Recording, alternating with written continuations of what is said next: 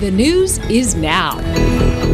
A man with ties to New York is under arrest, accused of plotting to blow up the Washington, D.C. subway system. Let's go to Peter Thorne in Times Square. According to the feds, his plan was to target at least 3 subway stops in Washington, D.C. And as you mentioned, he's got ties right here to New York City. According to the indictment, his plan was to use something like this, a rolling suitcase, to pack it full of bombs and explosives, get it on the subway that way, and kill as many people as possible.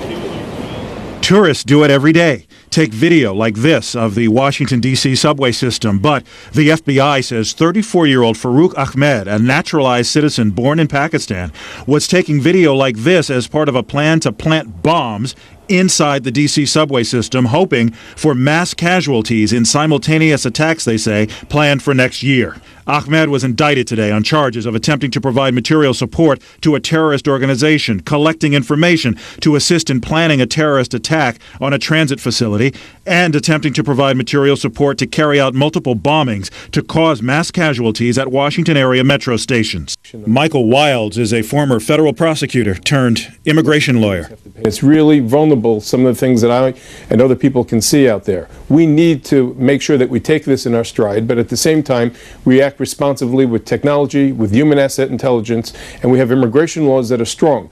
The D.C. subway terror suspect lives in Virginia, but has New York connections. The Washington Post reports he holds a B.S. in computer science from City University of New York and may have connections to a college on Staten Island. If he even spent moments in the state of New York, NYPD are going to get in there. NYPD has warned of homegrown terrorist as a serious threat to Homeland Security. Earlier this month, another U.S. citizen with Pakistani roots was convicted of planning to set off a bomb in Times Square. Fazal Shahzad was sentenced to life in prison. His bomb failed to detonate. Let me give you the latest word. According to the feds, no civilians, no members of the public were ever at risk from this suspected terrorist. They say, the FBI says, they were watching his every step, his every move at all times. Ahmed's next court date is scheduled for Friday down in D.C. Reporting live tonight from Times Square, I'm Peter Thorne, PIX 11 News.